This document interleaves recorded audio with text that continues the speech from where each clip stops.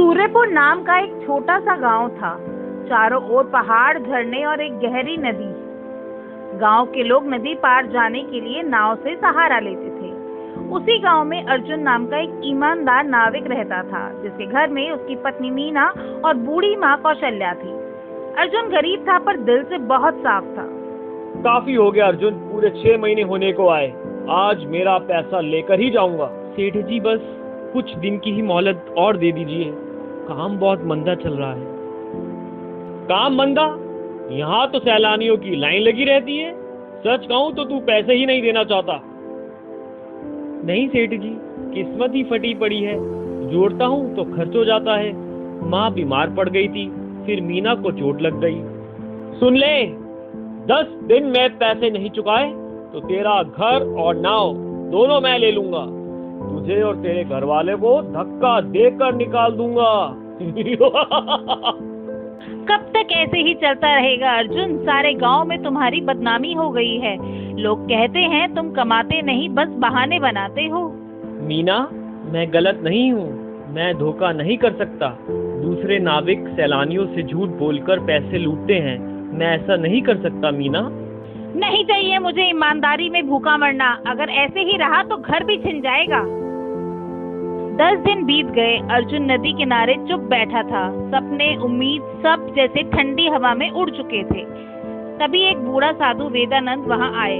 बेटा, मुझे नदी के उस पार छोड़ दोगे? मेरे पास देने को तो कुछ नहीं है। जो कुछ भी हो बाबा, बैठिए, मैं छोड़ देता हूँ। बेटा, बस मुझे यहीं उतार दो। यहाँ तो सिर्फ पानी है बाबा। जो तुम नहीं देख पा रहे वो असल में है। हे भगवान, लोगों ने मुझे इसे नाव में बैठते देखा था। अगर बाबा डूब गए तो दोष मेरा हो जाएगा। मैं भी कूद रहा हूँ। अर्जुन कूदता है और अचानक खुद को एक चमकदार जादुई तालाब के किनारे पाता है। मेरी एक टहनी सीधी कर दो, दर्द हो रहा है। तुम दयालु हो, आगे सोने की सड़क तुम्हारा इंतजार कर रही है, चलते जाओ। यह सुनकर अर्जुन आगे बढ़ता है। महल के सामने बूढ़ा साधु फिर प्रकट होता है और राजकुमार सूर्यानंद में बदल जाता है, जिसे देखकर अर्जुन स्तब्ध हो जाता है और कहता है, आप? यह जादू की दुनिया है। मैं बहुत समय से तुम्हें देख रहा था। तुम साफ दिल के हो। दुनिया तुम्हें नहीं समझती, इसलिए मैंने तुम्हें यहाँ बुलाया है। यह सोना तुम्हारा है, जितना चाहो ले जाओ। और याद रखना, इस रहस्य को किसी से बताना नहीं, यहाँ तक कि अपनी पत्नी से भी नहीं। अर्जुन सोना लेकर गांव लौट पड़ा। सोना बेचा, सभी का कर्ज चुकाया, सबके लिए मददगार बन गया, पर कभी किसी को राज नहीं बताया। अर्जुन का ये राज सेठ लालदास की आंखों में खटकता रहा। उन्होंने सोचा कि मैं अपने आदमी से क्यों ना अर्जुन की जासूसी कराऊं। सेठ लालदास और उसका आदमी कुल्लू जासूसी करके नदी के बीच आए। यही कूदता है वो, यहाँ सोने की खान है। चल कूद। सेठ लालदास और उनका लड़का दोनों नदी में कूद जाते हैं और कूदते ही जादू उन्हें स्वीकार नहीं करता और वो दोनों ही डूब जाते हैं। अर्जुन आज भी उसी रहस्यमयी संसार के रहस्य को दिल में छुपाए चुपचाप लोगों की मदद करता है, क्योंकि दौलत से नहीं, दिल से आदमी बड़ा बनता है। ईमानदारी कभी हारती नहीं है, बस समय लग जाता है उसे जीत में बदलने में।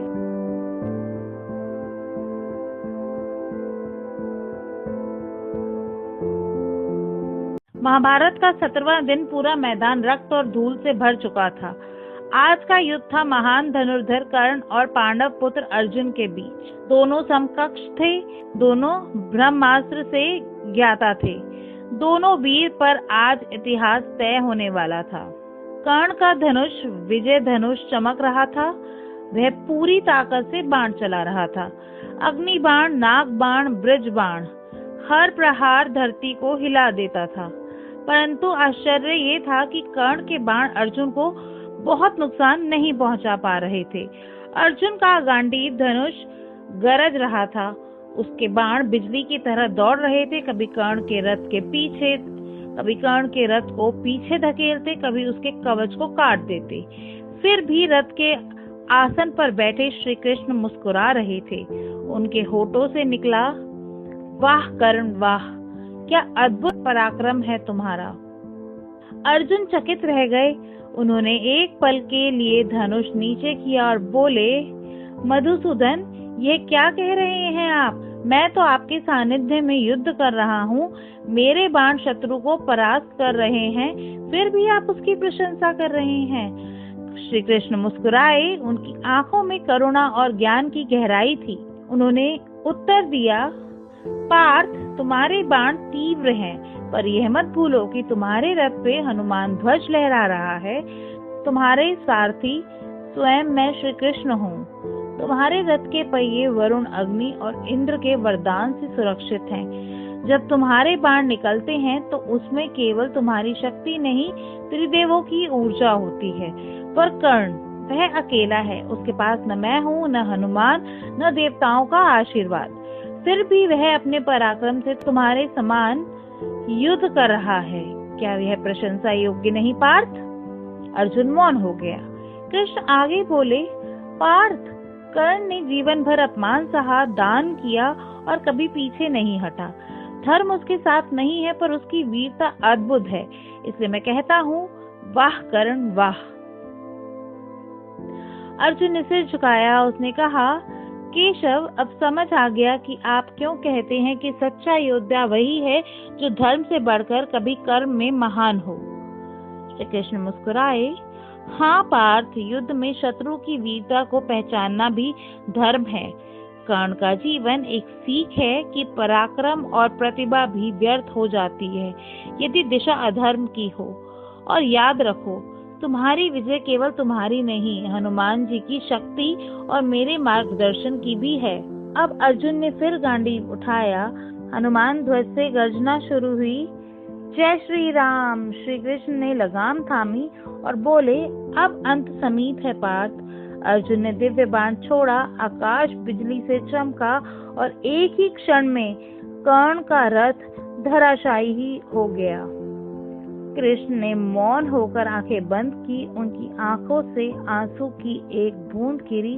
वह कर्ण की वीरता को अंतिम नमन था। श्री कृष्ण ने अपने अंतिम वचन में कहा, पार्थ, याद रखना, कर्ण हार गया पर उसकी वीरता अमर रहेगी और तुम जीते क्योंकि तुम्हारे साथ धर्म था, हनुमान का बल था और मुझ माधव की सानिध्य था। अर्जुन ने दोनों हाथ जोड़कर कहा, जय केशव, जय श्री हनुमान। आकाश में हनुमान ध्वज लहराया और हवा में गूंज उठा, जय श्री कृष्ण, जय पार्थ। महाभारत का ये दृश्य हमें सिखाता है कि विजय केवल शक्ति से नहीं मिलती, वो मिलती है सही मार्गदर्शन, सही संगति और दिव्य आशीर्वाद। जहाँ हनुमान ध्वज है और श्री कृष्ण सारथी, वहाँ हार असंभव है। जय श्री कृष्ण, जय श्री हनुमान।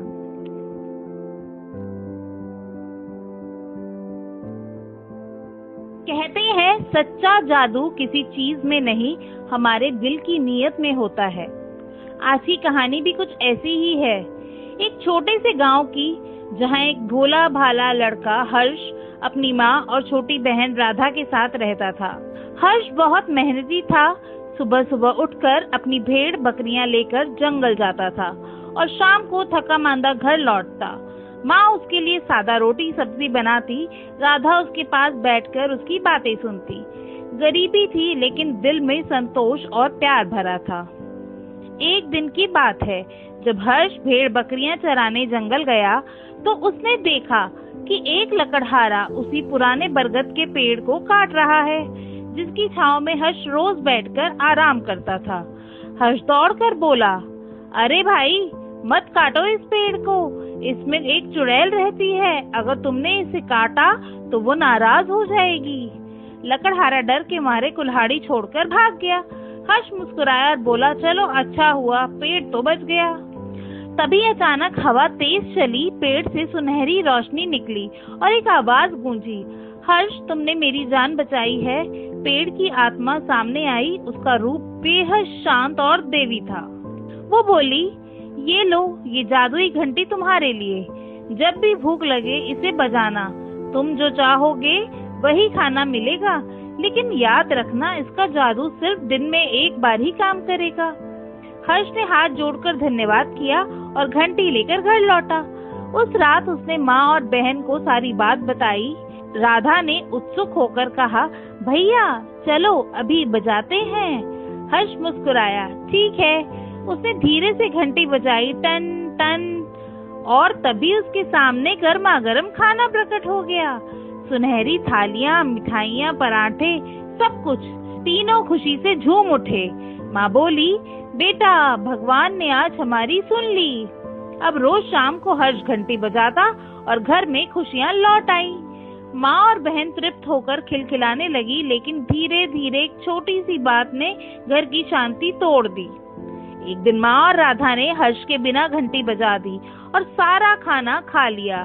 जब हर्ष घर लौटा तो उसके लिए कुछ भी नहीं बचा था। हर्ष उदास होकर बोला, अरे मैं तो पूरे दिन भूखा रहा। माँ बोली, ओ बेटा गलती हो गई। पर हर्ष के मन में हल्की टीस रह गई। अगले दिन उसने घंटी अपने साथ रख ली ताकि वे खुद खाना बना सके। पर उस दिन माँ और राधा को कुछ भी खाने को नहीं मिला। वो भूखी रह गई। रात में जब हर्ष लौटा तो देखा माँ और राधा आंखों में आंसू लिए बैठी थी। हर्ष का दिल पिघल गया। वो बोला, माँ मुझसे भी गलती हुई है, मैंने घंटी अपने पास रखकर स्वार्थ किया। माँ ने कहा, बेटा हमें समझ आ गया, जादू खाने में नहीं बल्कि बांटने में होता है। अगले दिन से तीनों ने तय किया कि घंटी को रोज साथ मिलकर बजाएंगे और पहले एक दूसरे को खिलाएंगे। धीरे धीरे उनके जीवन में सुख लौट आया, न सिर्फ खाने का बल्कि प्यार का जादू भी। कहानी बस इतनी सी थी, एक जादुई घंटी की, जिसने सिखाया कि जादू किसी वस्तु में नहीं होता, वो हमारे दिल की नीयत और बांटने की भावना में होता है। कहते हैं ईमानदारी, मेहनत और नेक दिल इंसान को कभी कोई हरा नहीं सकता। यह कहानी है एक साधारण लड़के अर्जुन की, जिसने अपने जादुई आलू पराठों से सबकी किस्मत ही नहीं बल्कि पूरे राज्य की तकदीर बदल दी। सुखनगर गांव में मोहन, उसकी पत्नी कमला और बेटा अर्जुन रहते थे। सुबह सुबह रसोई से आवाज आई, अरे अर्जुन, सूरज सिर पे चढ़ गया और तू अभी तक सो रहा है। कोई काम धंधा नहीं है, बस दिन भर सपने देखता रहता है। कमला, बच्चे को मत डांटो, आजकल नौकरी मिलना इतना आसान नहीं है। आप तो बस इसे बचाते रहिए, एक दिन भूखा मारेगा। अर्जुन चुपचाप उठा, बोला, ठीक है माँ, आज ही कोई काम ढूंढ लूंगा। वो पूरे गांव में काम खोजता रहा, दुकानों में, होटलों में, खेतों में, पर कहीं जगह नहीं मिली। थका हारा जब घर लौटा तो कमला बोली, मिल गई नौकरी? नहीं मिली माँ। मुझे पता था, बस ख्वाब देखता रहे। अर्जुन की आंखों में आंसू आ गए। काश मेरी सगी माँ आज जिंदा होती। अर्जुन कमला का सौतेला बेटा था। वो घर से निकल गया बिना कुछ कहे, बिना पीछे देखे। कई मील चलने के बाद अर्जुन एक मैदान में पहुंचा। थक कर बेंच के पास जाकर बैठ गया और नींद आ गई। जब आंख खुली तो सामने एक बूढ़ी दादी खड़ी थी। बेटा तू कौन है? यहाँ अकेला क्या कर रहा है? दादी माँ, मुझे घर से निकाल दिया गया, ना काम है और ना ही ठिकाना है। चल मेरे साथ आ बेटा, यही पास में मेरा घर है। अम्मा उसे अपने घर ले गई। वहाँ मिट्टी का चूल्हा, 2 तवे और कुछ बर्तन रखे थे। कुछ खा ले बेटा, तेरा चेहरा उतर गया है। दादी माँ, मेरे पास पैसे नहीं है। अरे पैसे की बात मत कर तू, अब से तू मेरा बेटा है। अर्जुन की आंखें भर आई। अम्मा, मेरी माँ बहुत स्वादिष्ट आलू के पराठे बनाती थी, मैं भी बना सकता हूँ, बनाऊं? तो कल से तू ही इस ढाबे का रसोइया होगा बेटा। अगले दिन अर्जुन ने पूरे दिल से आलू पराठे बनाए, पर दोपहर तक कोई ग्राहक नहीं आया। दादी माँ, लगता है यहाँ कोई नहीं आता। धैर्य रख बेटा, जंगल भी कभी कभी चहल पहल से भर जाता है। थोड़ी देर बाद कुछ मुसाफिर आए। भाई, गर्मा गर्म आलू के पराठे दे दो। अर्जुन ने मुस्कुराकर पराठे परोसे। सबने खाकर कहा, वाह, ऐसा स्वाद तो शहर में भी नहीं मिला। सारा खाना बिक गया। अर्जुन खुश होकर बोला, दादी माँ, आज मेरी पहली कमाई हुई है। तूने कमाया नहीं बेटा, जादू किया है, जादू। धीरे धीरे उसका ढाबा मशहूर हो गया। उसने 2 लड़के सोनू और मोनू रख लिए। वो सबको खाना खिलाता और गरीबों की मदद करता। एक दिन एक गरीब दंपत्ति ढाबे पर आए। महाराज, लगता है आपको भूख लग रही है। हाँ, हमारे पास पैसे नहीं है। आप पैसे मत दीजिए महाराज, बस खाना खाइए। कोई भी यहाँ भूखा नहीं जाता। उन्होंने पराठे खाए और तभी अर्जुन ने देखा उस आदमी के माथे पर एक हल्की रोशनी चमक रही है। लगता है आप कोई साधारण व्यक्ति नहीं है। मैं रामपुर का राजा था। मंत्री और सैनिकों ने मुझे धोखा देकर गद्दी छीन ली। आप चिंता मत कीजिए महाराज, अब न्याय जरूर होगा। अर्जुन ने योजना बनाई और अगले दिन जादुई आलू पराठा प्रतियोगिता रखी। सारा नगर वहाँ इकट्ठा हुआ। मंत्री और सैनिक भी पहुँचे। यह जादुई आलू का पराठा सिर्फ वही खा सकता है जो सच्चा और ईमानदार हो। जैसे ही मंत्री ने पराठा खाया, उसके सामने उसके सारे बुरे कर्म दिखने लगे। ये क्या हो रहा है? ये सच है मंत्री जी, जो आपने राजा के साथ किया था वो सब सामने है। मंत्री और सैनिक डर के मारे सब कबूल कर लेते हैं। उसी समय राजा और रानी भीड़ के सामने आते हैं। अब तुम्हें अपनी गलती का एहसास हो गया, इसीलिए मैं तुम्हें क्षमा कर देता हूँ। जनता ने धोखेबाजों को पकड़ लिया और राजा को फिर से सिंहासन सौंप दिया। अर्जुन, तुमने हमारा राज्य और सच्चाई दोनों को बचा लिया। बताओ, ये पराठे इतने जादुई कैसे हैं? महाराज, ये पराठे नहीं, नियत जादुई है। मैं बस दादी माँ के प्यार और अपनी माँ की याद से इन्हें बनाता हूँ। तभी एक तेज प्रकाश हुआ और 2 घड़ियाल साधु बाबा बन गए। वत्स अर्जुन, ये तेरी परीक्षा थी। तू नेकदिल निकला, ये तेरा इनाम है। आपका आशीर्वाद ही मेरा सबसे बड़ा इनाम है। राजा बोला, अर्जुन, अब तुम मेरे दरबार के प्रमुख रसोइया और सलाहकार बनोगे, लेकिन दादी माँ भी मेरे साथ रहेंगी। राजा हंस पड़ा। रामपुर राज्य में फिर से खुशहाली लौट आई और अर्जुन रोज सबको खिलाता रहा जादुई आलू पराठे और सच्चाई का स्वाद। तो बच्चों, इससे हमें क्या शिक्षा मिलती है? जादू खाने में नहीं होता, नेक नियत और मेहनत में होता है। जिसके दिल में सच्चाई हो, उनके पराठे भी जादुई बन जाते हैं। यशोदा मैया मिली 100 साल बाद अपने कन्हैया से। सब ब्रजवासी पहुंचे कुरुक्षेत्र। जैसे ही नंद यशोदा ने देखा, महाराज, चारों ओर बड़े बड़े महल खड़े हैं, ऊंची ऊंची अट्टालिकाएं हैं, ऐसे ऐसे शिविर लगे हैं मानो राजमहल हो। हर जगह अपार भीड़ उमड़ी है। और वो भीड़ किसकी है? बोले, द्वारकाधीश पधार रहे हैं, उन्हीं के दर्शन की भीड़ लगी है। यशोदा मैया और नंद बाबा एक दूसरे का हाथ थामे हुए। मैया कहती है, लाला मिलेंगे यहाँ। कोई सुध नहीं पड़ रही, लाला कहाँ है? नंद बाबा बोले, अरे मैया, चिंता क्यों करती हो? अभी मिलेंगे ना ठाकुर जी से। चलो पूछते हैं, कहाँ है हमारे कन्हैया। द्वारका के लोगों से पूछते हैं, भैया कन्हैया कहाँ है? द्वारका के लोग बोले, कौन कन्हैया? अरे वही श्री कृष्ण कन्हैया। अरे भैया, ऐसे कन्हैया कन्हैया मत कहो, वो तो जगत के प्रतिपालक राजाधिराज देवकी नंदन वासुदेव नंदन ब्रज और चंदन श्री कृष्ण जी महाराज हैं। सम्मान से नाम लो उनका। नंद बाबा मुस्कुराकर बोले, अरे भैया, इतना लंबा नाम हमको याद नहीं, हम तो बस कृष्ण कहते हैं, श्री कृष्ण। वो बोले, देखो सामने जो लंबी कतार लगी है ना, दर्शनार्थियों की है। सब उनके ही दर्शन करने जा रहे हैं। सूर्य ग्रहण का समय है। पूरे भारतवर्ष से समस्त ऋषिगण और महापुरुष पधारे हैं। पीता ठाकुर जी का तुलसी अर्चन, पुष्प अर्चन और सहस्त्र अर्चना चल रही है। यशोदा मैया बोली, अच्छा, तुलसी अर्चन, पुष्प अर्चना, भीड़ लगी है ठाकुर जी के दर्शन की। वही भीड़ चीरते हुए नंद बाबा और यशोदा मैया द्वार तक पहुँचे। द्वारपालों से बोले, भैया कन्हैया यहीं भीतर है क्या? द्वारपाल बोले, आप श्री कृष्ण कन्हैया कह रहे हैं? हाँ भैया वही जी, द्वारकाधीश जी यहीं भीतर विराजमान है। नंद बाबा बोले, दर्शन हो सकेंगे क्या? द्वारपाल बोला, पहले अपना परिचय दीजिए। भैया हम ब्रिज से आए हैं, मैं नंद बाबा और ये यशोदा मैया है। 11 वर्ष 56 दिन ठाकुर जी हमारे ही पास रहे ब्रिज में। 100 वर्ष हो गए मिलने को, आज उनके दर्शन को आए हैं। जैसे ही द्वारपाल ने यह सुना, उनके नेत्र सजल हो गए। वह दंडवत हो गया। भगवान, आप नंद बाबा हैं? आप यशोदा मैया हैं?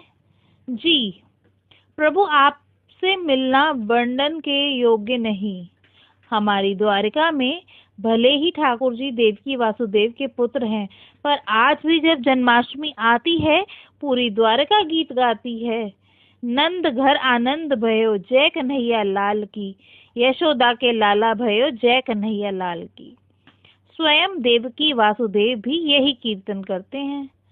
द्वारपाल ने चरण पकड़े, माथे से धूल लगाई और बोला, आप भीतर पधारिए। 4 सैनिकों को बुलाया, इनको लेकर भीतर चलो। भीतर ठाकुर जी सिंहासन पर विराजमान हैं। संत, ऋषि, महापुरुष, कोई तुलसी अर्चना कर रहा है, कोई पुष्प अर्चना, सब प्रेम में लीन है। इतने में द्वारपाल दौड़ता हुआ आया, ठाकुर जी नंद यशोदा पधारे हैं। नाम सुनते ही ठाकुर जी की स्मृति जैसे विलीन हो गई। देह का ज्ञान छूट गया। कहा, कौन पधारे हैं? नंद बाबा और यशोदा मैया। बस इतना सुनते ही ठाकुर जी के नेत्र छलक पड़े। वो सिंहासन से उठे, देहाभिमान शून्य, मानो मूर्छा जैसी दशा। सैनिकों ने संभाला, मुकुट ले आओ, जल्दी करो, मेरी यशोदा मैया आ रही हैं। यशोदा मैया के नेत्रों की ज्योति अब पहले जैसी नहीं रही। सालों रोते रोते कृष्ण स्मरण में दृष्टि मंद हो गई। ठाकुर जी दौड़े और पहुंचकर सबसे पहले अपना मुकुट यशोदा मैया के चरणों में रख दिया। फिर उनके मधुर चरणारविंद को हृदय से लगाया और छोड़ा नहीं। चारों ओर रानियां खड़ी हैं, ऋषिगण खड़े हैं और वहां द्वारकाधीश अपनी मैया के चरणों में लिपटे रो रहे हैं। यशोदा मैया ने झुककर लाला को उठाया, हृदय से लगाया, कभी चरण छूती, कभी कान, कभी मुख, कभी ललाट। लाला, तू तो बड़ो हो गए हो, पर तेरो स्पर्श अब भी वैसे ही है जैसे बचपन में था। इतना रोए द्वारकाधीश की यशोदा मैया के वस्त्र आंसुओं से भीग गए। सेनापति और मंत्री बोले, आसन लगाओ, सिंहासन रखो। ठाकुर जी बोले, दूर करो सबको, मैया भूमि पर बैठो। मैया भूमि पर बैठ गई। फिर जैसे कोई छोटा बालक गोद में लिपट जाता है, वैसे ही द्वारकाधीश अपने वक्ष से मैया से लिपट गए। सामने पुत्र पौत पर पोते खड़े हैं, पर ठाकुर जी सब भूल गए, वो अभी अपनी मैया के लाल हैं। कहने लगे, मैया मुए को अपना दूध पिला, मैया मुए को क्षमा कर।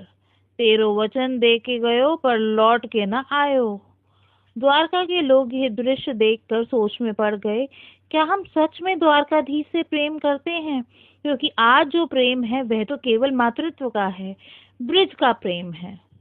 नंद बाबा ठाकुर जी के चरणों को छूते, केशों पर हाथ फेरते, यशोदा मैया लाला को हृदय से लगाकर दुलारती। ठाकुर जी सब भूल गए, केवल लाला और मैया रह गए। सूर्य ग्रहण के समय वह क्षण बना प्रेम का अनुष्ठान, ब्रिज और द्वारका के मिलन का अनुष्ठान। द्वारकावासी ब्रिजवासियों को खोज रहे हैं। कहाँ है ब्रिजवासी? और ब्रिजवासी कहते, हम ब्रिज से तो द्वारकावासी दौड़कर उन्हें गले लगाते। आज सबका हृदय एक हो गया था। तभी श्री रुक्मणी जी आई, उन्होंने द्वारकाधीश के हस्त को स्पर्श किया। यशोदा मैया बोली, लाला यह लक्ष्मी सी लग रही है, देखो केशों में कैसी चमक है, ये तो तेरी बहू ही लग रही है। ठाकुर जी का हृदय शांत हुआ, उन्होंने मैया की ओर देखा, सामने रुक्मणी बैठी है। मैया बोली, लाला तेरी बहू ऐसी हो कि सब कहें, अरे ऐसी बहू होनी चाहिए हमारे घर में। देखो मैया, तेरी बहू सामने बैठी है। एक भुजा से द्वारकाधीश को हृदय से लगा रही, दूसरी भुजा से रुक्मणी जी को। रुक्मणी के नेत्रों में भी आंसू हैं। यशोदा मैया ने उन्हें अपना हृदय से लगाया, फिर अपनी पटरानियों को स्नेह दिया। किसी को अपनी पाजेब पहनाई, किसी को अंगूठी दी, किसी को हार, किसी को कुंडल। सब मना करते बोले, मैया ये सब आपका है। मैया बोली, नहीं रे, ये मुख दिखाई है मेरी बहुओं की, ये सब तुम्हारा ही है। अब अवसर मिला है तो देखे क्यों ना जाऊं। यह था बंधु ब्रिज द्वारिका मिलन का वह दिव्य प्रसंग जहाँ मातृत्व, प्रेम और भक्ति एक साथ बह निकली और स्वयं भगवान श्री कृष्ण भी अपनी यशोदा मैया के आंचल में विलीन हो गए। महाभारत का कुरुक्षेत्र युद्ध धर्म अधर्म का महायुद्ध था, जिसमें भगवान श्री कृष्ण ने पांडवों का पक्ष लिया। लेकिन युद्ध शुरू होने से ठीक पहले कृष्ण ने अपनी कूटनीति और दिव्य दृष्टि से 8 महान योद्धाओं का वध करवाया।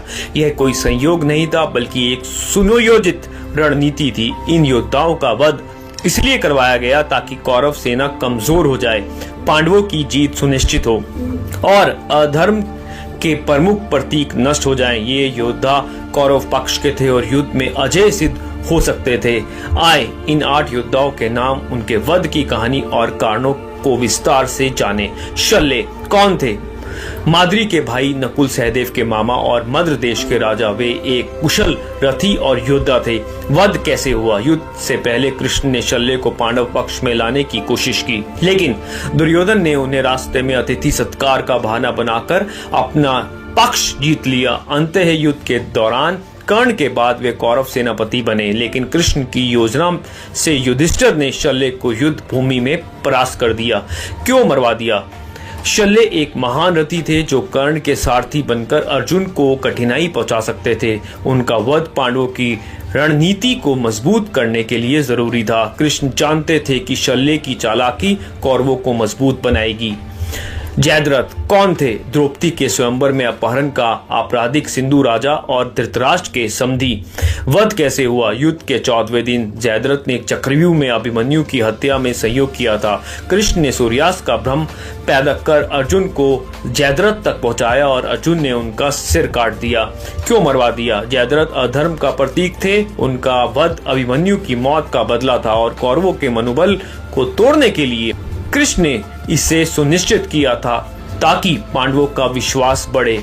एकलव्य कौन थे? द्रोणाचार्य के शिष्य, निषाद राजा हिरण्यधनु के पुत्र और अर्जुन से भी कुशल धनुर्धर। वध कैसे हुआ? युद्ध से पहले कृष्ण ने स्वयं एकलव्य का वध किया। एकलव्य कौरव पक्ष से लड़ने वाला था और कृष्ण ने उसे रोकने के लिए उन्हें मार डाला। क्यों मरवा दिया? एकलव्य अर्जुन का सबसे बड़ा प्रतिस्पर्धी था। अगर वे जीवित रहते तो अर्जुन की हार निश्चित थी। कृष्ण ने धर्म की रक्षा के लिए ये कदम उठाया। बर्बरीक कौन थे? भीम के पुत्र, घटोत्कच के पुत्र और 3 बाणों से पूरी सेना नष्ट करने वाले महान योद्धा। वध कैसे हुआ? युद्ध से पहले बर्बरीक ने वचन दिया कि वे कमजोर पक्ष का साथ देंगे।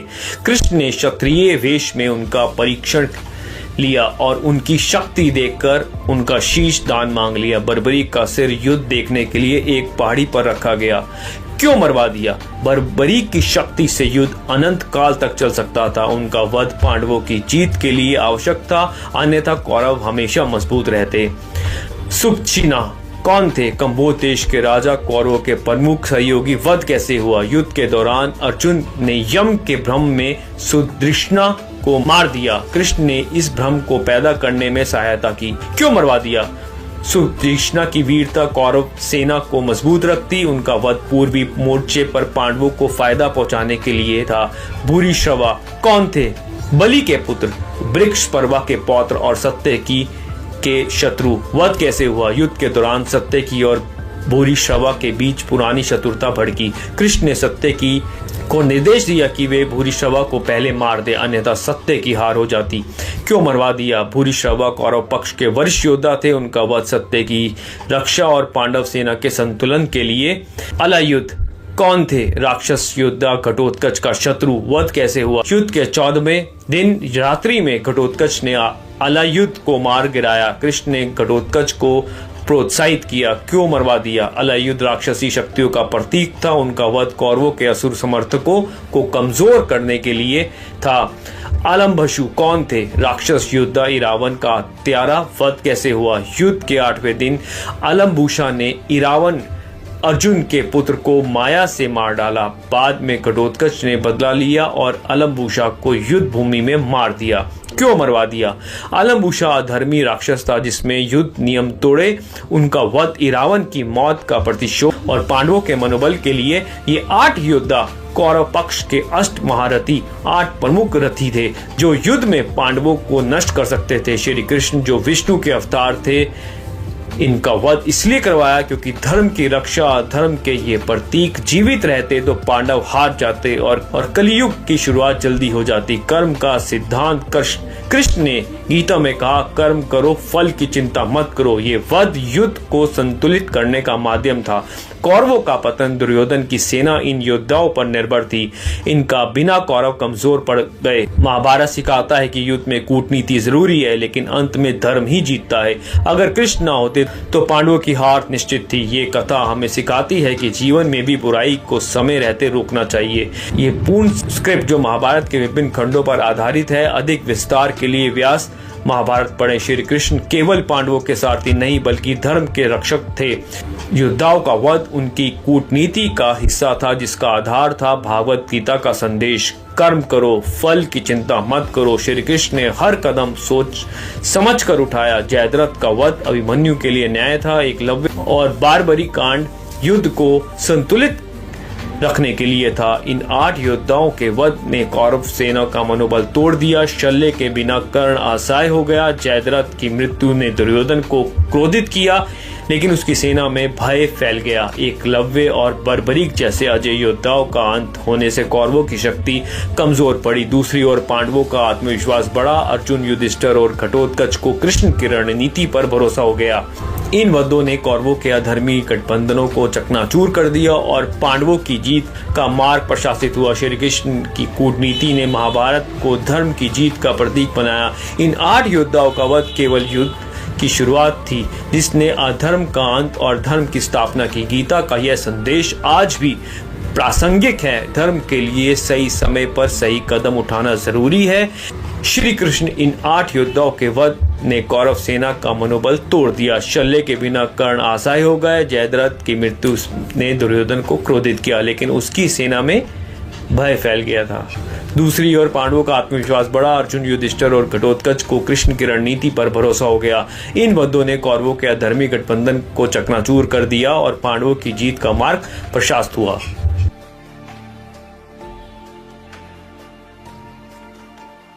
एक जमाने में सूरजपुर नाम का गांव नहीं था, बस एक सपना था।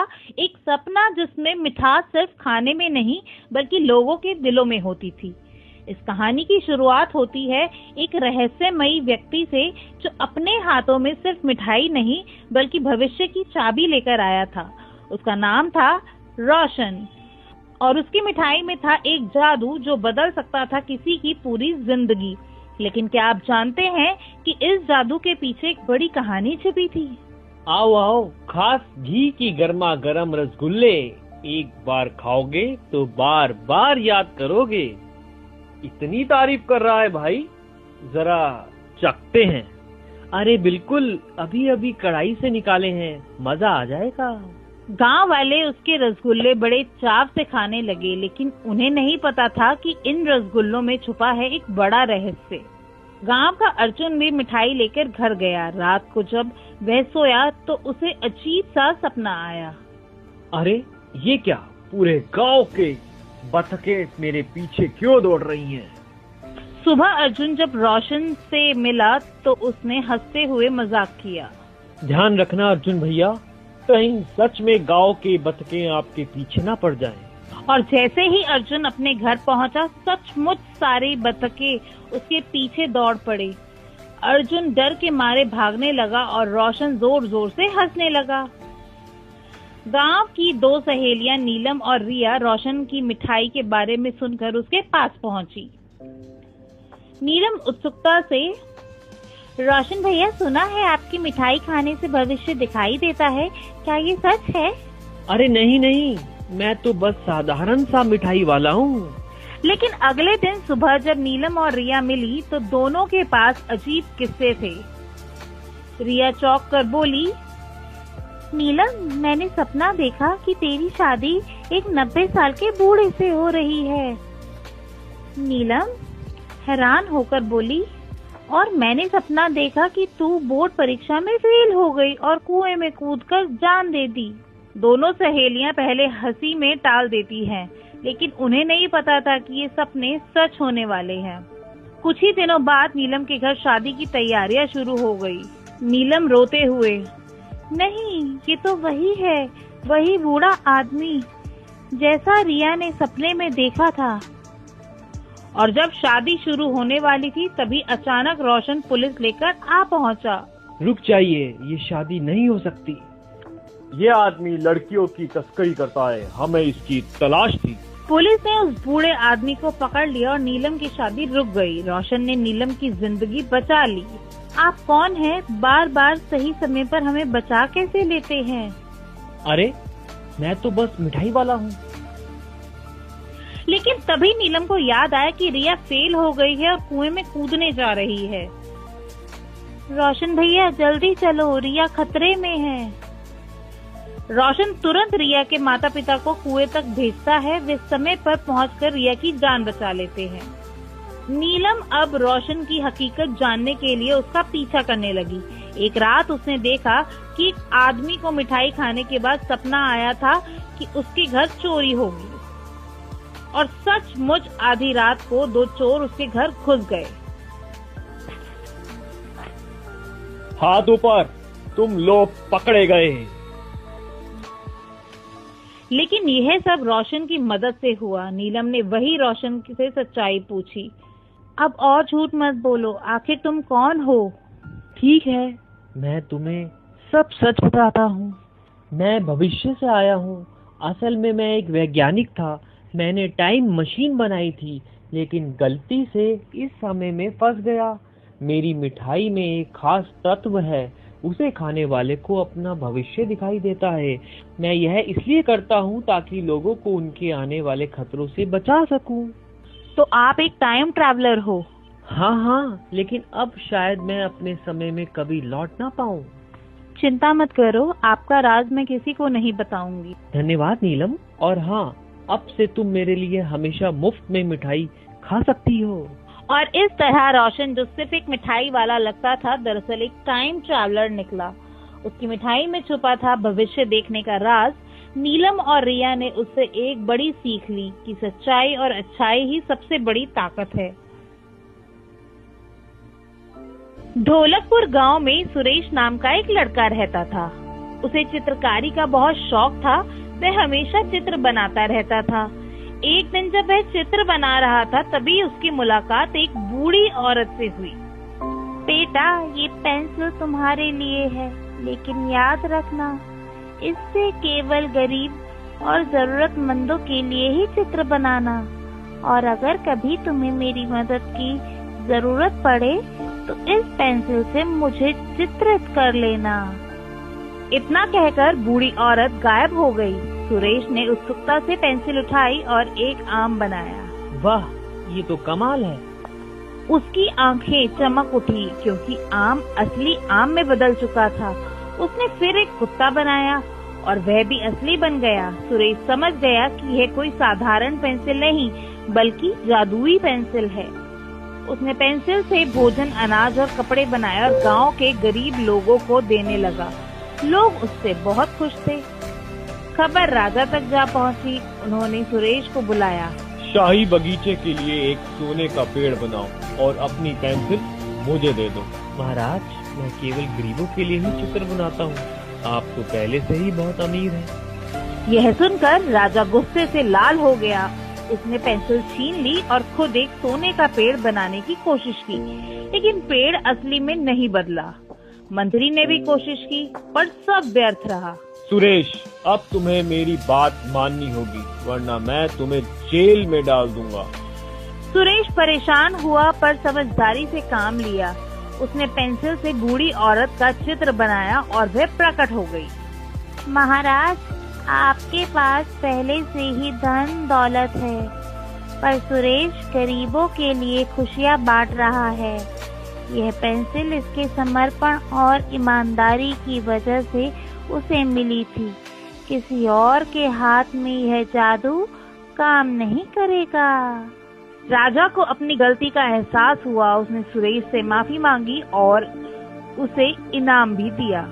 बूढ़ी औरत मुस्कुराकर गायब हो गई। बच्चों, इस कहानी से हमें यही सीख मिलती है कि ईमानदारी और निस्वार्थ सेवा सबसे बड़ा धन है। स्वार्थ और लालच हमें कभी सुख नहीं दे सकता। एक छोटे से गांव में विजय नाम का लड़का अपने माता पिता के साथ रहता था। परिवार बहुत गरीब था कि 2 वक्त की रोटी जुटाना भी मुश्किल था, मगर विजय पढ़ाई में बहुत तेज था। विजय, 2 बार फेल हो गया तू। अगर इस बार भी पास ना हुआ तो घर छोड़ देना पड़ेगा। पापा, अगर आप मुझे घर से निकाल देंगे तो मैं कहाँ जाऊँगा? इतना मत डांटो इसे, ये फिर से कोशिश करेगा। परीक्षा में फेल होने की खबर पूरे गांव में फैल गई। गांव के बच्चे विजय का मजाक उड़ाने लगे। फेलियर फेलियर, देखो फिर फेल हो गया। अब मैं घर भी नहीं जा सकता, सब मेरा मजाक उड़ाते हैं। दिल टूटने के बाद विजय गांव छोड़कर निकल पड़ा। चलते चलते उसे एक पुरानी झोपड़ी दिखाई दी। चलो यहाँ थोड़ा आराम कर लूं। अंदर से एक साधु निकलता है। बेटा, मैं जानता हूँ तू कौन है। ये ले, ये जादुई किताब तेरी मदद करेगी। जादुई किताब?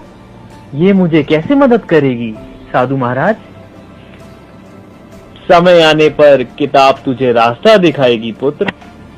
विजय शहर के बड़े स्कूल में पहुंचा, मगर उसका रिजल्ट देखकर टीचर ने एडमिशन देने से मना कर दिया। तुम्हारा रिजल्ट बहुत खराब है, यहाँ एडमिशन नहीं मिल सकता। मुझे एक मौका दीजिए। ठीक है, कल टेस्ट होगा, पास हुए तो एडमिशन मिलेगा, वरना नहीं। विजय फुटपाथ पर बैठा सोच रहा था कि कल का टेस्ट कैसे पास करेगा। तभी उसके बैग से किताब बोल उठी। अरे किताब से आवाज। मैं जादुई किताब हूँ, कल टेस्ट में जो जो पूछा जाएगा मैं सब बता दूंगी। सच में? तो अब मैं मेहनत करूँगा और सब याद करूँगा। विजय ने रात भर मेहनत की, टेस्ट दिया और अव्वल नंबर से पास हो गया। बहुत अच्छे, अब तुम हमारे स्कूल में पढ़ सकते हो।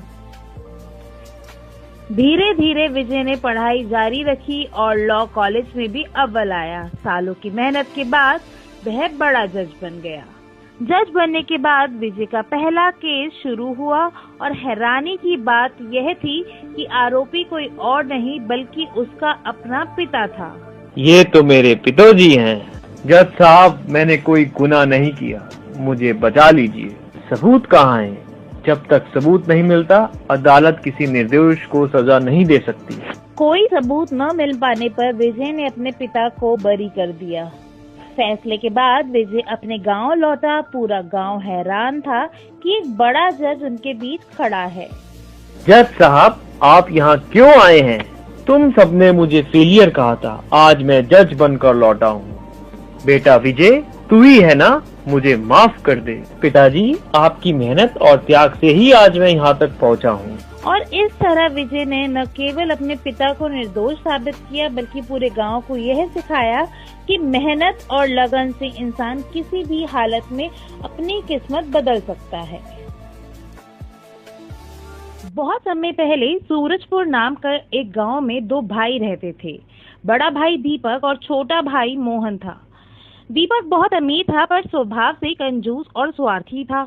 मोहन मेहनती पर दयनीय हालात के कारण अपने परिवार की जरूरतें पूरी नहीं कर पाता था। दीपावली का त्योहार था। गांव घर दीपकों से जगमगा रहे थे। मिठाइयों और नए कपड़ों की खुशबू हर तरफ थी। दीपक के घर पर भी मिठाइयों और पकवानों का भंडार था, पर मोहन के घर पर उसके घर वाले, पत्नी राधा और बेटा सूरज कुछ खाने तक के लिए परेशान थे। मदद की उम्मीद लेकर मोहन अपने बड़े भाई के घर पहुंचा। मोहन ने विनम्रता से कहा, भैया मेरी कुछ मदद कर दो, घर पर बच्चे भूखे हैं, काम नहीं मिल रहा है। दीपक कठोरता से बोला, मोहन मेहनत करो, मैंने तुम्हें पिताजी का हिस्सा नहीं दिया था, मेरी भी मजबूरियां हैं, अब जाओ, मुझे परेशान मत करो। दीपक की बेदर्दी भरी बातें सुनकर मोहन का मन टूट गया। वह चुपचाप जंगल की तरफ निकल पड़ा। रास्ते में उसे एक बूढ़ा आदमी लकड़ियां बांधते दिखा। उसके पास लकड़ियों का ढेर था। मोहन ने सोचा, यदि मैं इनकी मदद कर दूं तो शायद कुछ पैसे मिल जाएं। मोहन ने बूढ़े की मदद की। बूढ़े ने उसकी हालत देखकर उसे पूछा, बेटा तू इतना दुखी क्यों है? मोहन बोला, घर पर खाने को कुछ नहीं है, कोशिश करता हूँ पर कमा नहीं पाता। बूढ़ा आदमी मंद मंद मुस्कुराकर बोला, ये लो बेटा, खोए की मिठाई। आगे जंगल में 4 पेड़ों के पास एक छोटी गुफा है। उस गुफा के भीतर 2 लड़कियां रहती हैं। अगर तुम उन्हें ये मिठाई दोगे तो उनसे एक वस्तु मांग लेना, सोने की कटोरी। बस याद रखना, ये कोई साधारण कटोरी नहीं है, यह जादुई है। जब भी तुम्हारी जरूरत पूरी हो जाए उस पर लाल कपड़ा ओढ़ा देना, तभी यह रुक जाएगी। मोहन ने बूढ़े की बात मानकर खोए की मिठाई ली और जंगल की ओर बढ़ा। थोड़ी दूर चलने पर उसे 4 बड़े पेड़ दिखाई दिए और उनमें से एक के पीछे एक गुफा थी। मोहन अंदर गया। गुफा के अंदर 2 लड़कियां बैठी थी। मोहन ने विनम्रता से मिठाई निकाली और उन्हें दे दी। पहली लड़की, यह खोए की मिठाई हमें बहुत पसंद है। दूसरी, इसके बदले हम तुम्हें क्या दें? जिस पर मोहन ने उनसे सोने की कटोरी मांग ली। लड़कियां बोली, हम तुम्हें यह कटोरी दे देंगे, पर सुनो, यह सादा कटोरी नहीं है, यह सोने की कटोरी है। तुम इससे जो मांगोगे वह दे देगी, और याद रखना, जब जरूरत पूरी हो जाए तो उस पर लाल कपड़ा ओढ़ा देना, तभी यह रुक जाएगी। मोहन ने कृतज्ञता से कटोरी ली और खुशी खुशी घर लौट आया। उसने घर आकर एक साफ चादर बिछाई और कटोरी रख दी। मोहन उत्साहित होकर कटोरी से, सोने की कटोरी, चावल दे दो। देखते ही देखते कटोरी से चावल निकलने लगे, फिर दाल, गेहूं और बाकी का राशन भी। मोहन ने जरूरत पूरी होने पर चादर पर लाल कपड़ा डालकर कटोरी को रोक दिया। उसके घर में अब भरपूर खाना, कपड़े और बच्चों की पढ़ाई का इंतजाम हो गया था। मोहन ने बचत करके धीरे धीरे नया घर भी बना लिया और गांव में उसकी हालत बदल गई। पर दीपक से यह सब देखा नहीं गया। उसे यह सब राज जानना था। एक दिन वह बहाने से मोहन के घर आया और चुपके से देखा। जब मोहन ने कटोरी से अनाज मांगा, कटोरी काम करने लगी। दीपक ने मौका पाकर उसे चुरा लिया। दीपक मन ही मन, अब यह कटोरी हमारे पास है, हम बहुत अमीर हो जाएंगे। दीपक जल्दी से अपने परिवार सहित सामान बांधकर गांव छोड़ दिया। उसने एक नाव ली और अपने परिवार के साथ दूर जाने लगा। नाव में बैठकर दीपक की पत्नी ने कहा कि हम ये कटोरी लेकर गांव छोड़कर कहाँ जा रहे हैं। दीपक ने इस पर पत्नी को कटोरी की सारी बात बताई और फिर उसको आजमाया। दीपक ने सोने की कटोरी को नमक देने को कहा। कटोरी ने नमक निकालना शुरू कर दिया, पर दीपक को यह नहीं पता था कि इसे कैसे रोका जाए। उसने कई तरीके से इसे रोकने की कोशिश की, पर नमक लगातार बहता चला गया। नाव नमक से भरती गई और अंत में नाव डूब गई। दीपक और उसका परिवार लालच की वजह से डूब गए। कहते हैं उसी दिन से समुद्र का पानी खारा है, क्योंकि वह जादुई कटोरी अब भी समुद्र में नमक निकालती जा रही है। मोहन ने मेहनत और दया से जो पाया था उसे संतोष से रखा। दीपक के लालच ने उससे सब कुछ छीन लिया। इस कहानी से हमें यह शिक्षा मिलती है कि लालच विनाश लाता है और संतोष व दया ही सच्ची समृद्धि है। दोस्तों, हमारे चैनल को लाइक और सब्सक्राइब जरूर करें। सोनू रोज रोज अपने जादुई मोबाइल से अच्छे काम करता था। कभी गरीबों को खाना देता, कभी बच्चों को खिलौने। लेकिन एक दिन उसने सोचा, चलो आज थोड़ा मजा किया जाए। अपने मोबाइल में टाइप किया, पिज्जा का पहाड़। तुरंत आसमान से पिज्जा गिरने लगे और देखते ही देखते पूरे गांव में एक बड़ा सा पिज्जा का पहाड़ बन गया। बच्चे खुशी से झूम उठे, वाह आज तो दावत है। लेकिन थोड़ी देर में परेशानी हो गई। गाय पिज्जा खा गई, कुत्ते पिज्जा के टुकड़े लेकर भागने लगे और चींटियां कतार बनाकर पिज्जा पर चढ़ गई। गांव गंदा होने लगा। सोनू को याद आया कि मोबाइल ने कहा था मजाक कम करना। उसने तुरंत टाइप किया, पिज्जा का पहाड़ गायब, और सब कुछ फिर से सामान्य हो गया। एक और दिन सोनू ने सोचा, अगर मैं लिख दूं सोने का पेड़ तो कैसा रहेगा। उसने मोबाइल में लिखा और बूम, गांव के बीचों बीच एक चमचमाता सोने का पेड़ उगाया। लोग खुश हो गए, लेकिन लालच में एक दूसरे से लड़ने लगे। सोना मेरा है, नहीं मेरा है। तब सोनू समझ गया कि लालच सबसे बड़ा दुश्मन है। उसने टाइप किया, सोने का पेड़ गायब, सबके घर खुशियां आ जाए। पेड़ गायब हो गया और गांव वालों के घर में जरूरी सामान अपने आप आ गया। एक दिन सोनू ने गलती से मोबाइल में टाइप किया, हाथी स्कूल में पढ़ाए। तुरंत स्कूल में एक बड़ा हाथी मास्टर जी की कुर्सी पर बैठ गया और बोला, आज मैं तुम्हें सूंड से लिखना सिखाऊंगा। बच्चे हंस हंस कर लोटपोट हो गए। मास्टर जी बोले, सोनू ये क्या मजाक है, जल्दी से ठीक करो। सोनू ने फटाफट टाइप किया, हाथी वापस जंगल में। हाथी खुश होकर चला गया। धीरे धीरे सोनू ने सीख लिया कि जादू से मजा तो आता है, लेकिन असली जादू अच्छे काम करने में है। मोबाइल उसकी मदद करता रहा, लेकिन हर बार उसे याद दिलाता, सच्चा जादू तुम्हारे दिल में है, मोबाइल सिर्फ एक साधन है। गांव वाले भी कहते हैं, सोनू का मोबाइल जादुई है, लेकिन सोनू का दिल उससे भी ज्यादा जादुई है। कोकिलापुर गांव में नर्मदा नाम की एक बूढ़ी दादी रहती थी। नर्मदा को उसके बेटे और बहू ने अपने पोते रिंकू के साथ गांव में छोड़ दिया था। 1 वर्ष बीत गया था और अब घर में खाने को कुछ भी नहीं बचा था। एक दिन नर्मदा रिंकू को लेकर अपनी पड़ोसन निर्मला के घर गई और बोली, बहन लल्ला बहुत भूखा है, अगर कुछ खाना बना हो तो थोड़ा दे दो। निर्मला झुंझलाकर बोली, गांव बसा नहीं और भिखारी पहले आ गए। तेरे बेटे तुझे छोड़कर चले गए, अब पूरा गांव क्या तेरा भार ढोएगा। यह कहकर उसने दरवाजा बंद कर लिया। नर्मदा की आंखों में आंसू आ गए। रिंकू बोला, आप रो मत दादी, मैं बड़ा होकर ढेर सारे पैसे कमाऊंगा ताकि आपको किसी की बात ना सुननी पड़े। दादी ने उसे गले लगाते हुए कहा, तू ही तो मेरा लल्ला है, चल प्रधान जी के घर चलते हैं। प्रधान खटिया पर बैठा था। नर्मदा ने अपनी व्यथा सुनाई। प्रधान बोला, माँ अब से राशन मैं आपके घर भिजवा दूंगा। नर्मदा ने कहा, बेटा मैं बोझ नहीं बनना चाहती, राशन से दाल मखनी का ठेला लगाऊंगी। प्रधान ने सहमति दे दी। अगले दिन प्रधान ने सामान भिजवाया। नर्मदा दाल मखनी बनाने लगी और रिंकू पास ही खेलने चला गया। नदी किनारे उसे एक दिव्य पुरुष मिले। उन्होंने रिंकू को मिट्टी खाते देखा और पूछा, बेटा मिट्टी क्यों खा रहे हो? रिंकू ने मासूमियत से कहा, आप भी चखिए ना मामा जी। दिव्य पुरुष मुस्कुराए और बोले, तुम सचमुच बड़े भोले हो, लो ये तुम्हारे लिए। उनके हाथ से एक हीरे का जादुई चम्मच निकला और उन्होंने रिंकू को दे दिया। थोड़ी देर बाद नर्मदा आई तो रिंकू ने चम्मच दिखाया। नर्मदा चकित रह गई। उसने ठेले पर खाना बनाते समय उस चम्मच का इस्तेमाल किया। जब रिंकू ने प्रधान को उसी चम्मच से दाल मखनी खिलाई तो उसका स्वाद 100 गुना बढ़ गया। नर्मदा ने खुद चक्कर देखा तो वह भी हैरान रह गई। धीरे धीरे गांव में चर्चा फैल गई। सब नर्मदा की दाल मखनी खाने आने लगे। निर्मला को ईर्ष्या हुई। उसने चम्मच छीन लिया और खुद खाने लगी, लेकिन उसका मुंह जलने लगा। घबराकर उसने चम्मच वापस लौटा दिया और माफी मांगी। इसके बाद नर्मदा का ठेला चल पड़ा। उनकी दाल मखनी गांव का सबसे स्वादिष्ट व्यंजन बन गई। ऊंचे पहाड़ों में गांव गरीब अराव लकड़ी काटता है। अपनी विनम्र उपस्थिति के बावजूद अराव की आंखों में एक अटूट दयालुता चमकती है, जो ऊबड़ खाबड़ परिदृश्य में एक प्रकाश स्तंभ है। गांव वाले फुसफुसाते हैं, उनकी आवाज हवा में गूंजती है। अराव गरीब है, लेकिन उसका दिल सबसे बड़ा है। आरव की कुल्हाड़ी का हर वार उसकी आत्मा का प्रमाण है। उसकी परिस्थितियों की कठोरता के खिलाफ एक शांत विद्रोह। जंगल के घने आवरण के नीचे अराव अपनी कुल्हाड़ी घुमाता है। हर वार नम हवा में गूंजता है। लकड़ी से जूझते हुए उसके माथे पर पसीने की बूंदें थीं। उसकी थकान हर सांस में स्पष्ट थी। अविराम धूप नीचे गिरती है, जो जंगल को सहन शक्ति के झुलसते हुए क्रूसिबल में बदल देती है।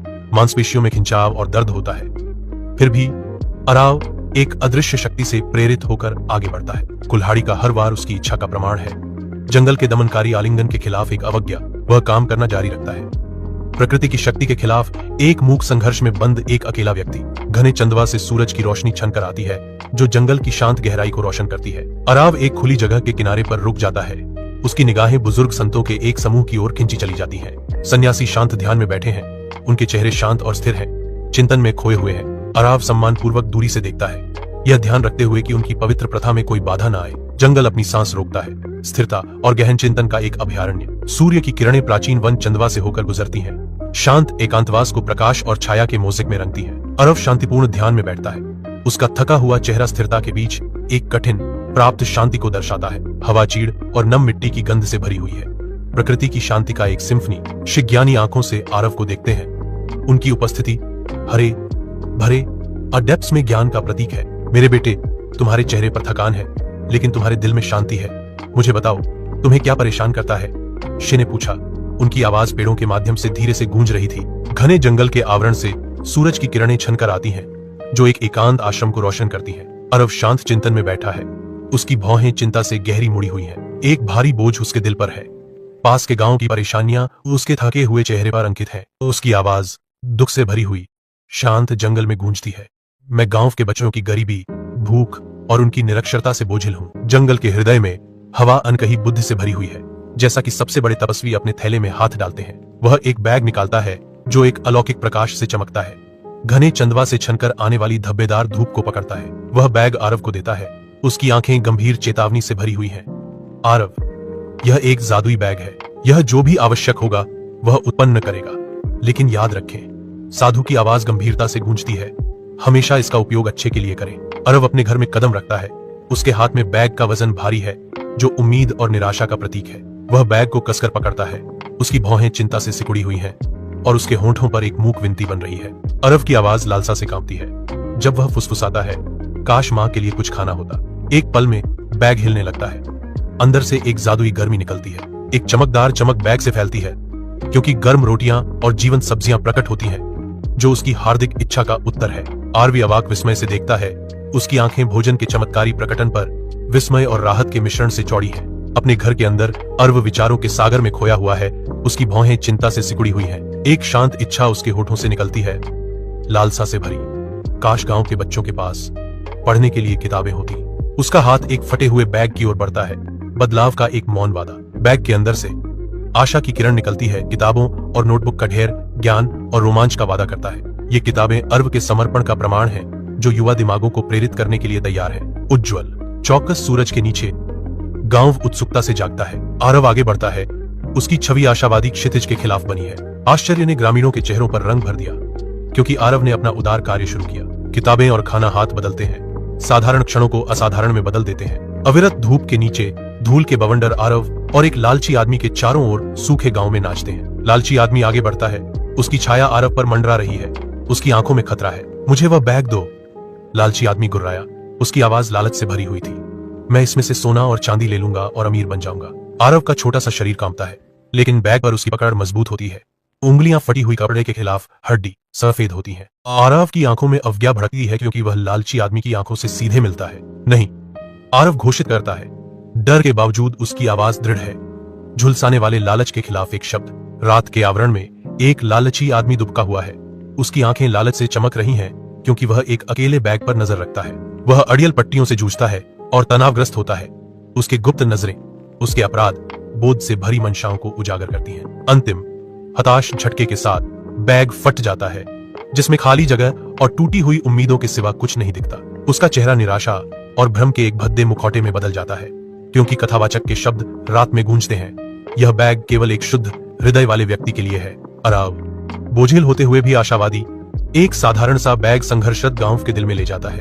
इस बदलाव से अनजान जो इसमें है। भोजन वितरित होने पर मुस्कान खिलने लगती है, कपड़े बांटे जाते हैं और शिक्षा का वादा गांव के बच्चों की आंखों में चमक भर देता है। एक समय का सुनसान गांव का चौक चहल पहल का केंद्र बन जाता है। हवा हंसी और नई समृद्धि की आवाजों से भरी होती है। कभी बंजर रहे खेत अब प्रचुर मात्रा में उपज देते हैं, जो अराव के निस्वार्थ कार्य के माध्यम से पुनर्जन्म हुए एक गांव के बदलते भाग्य को दर्शाते हैं। श्री गांव के प्रवेश द्वार पर पहुंचते हैं।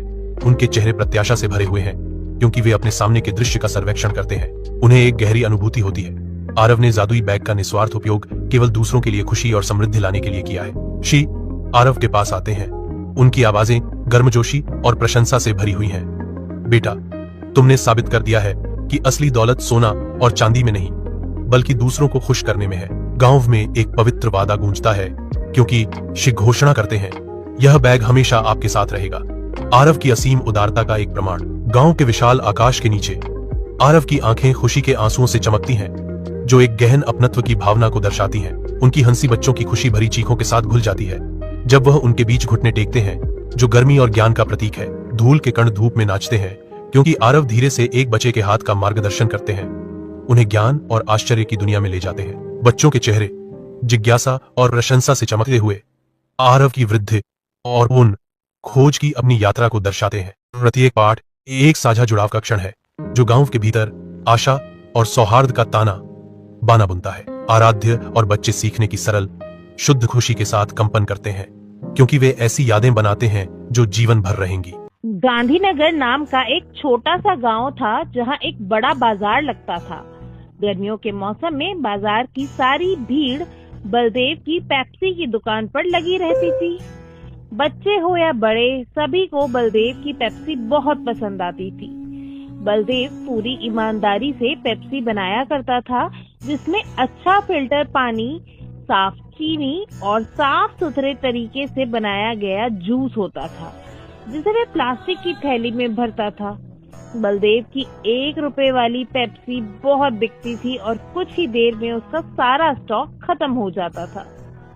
बलदेव की दुकान के सामने पवन की दुकान थी जो आइसक्रीम बेचता था, पर गर्मियों के बावजूद उसकी आइसक्रीम नहीं बिक रही थी।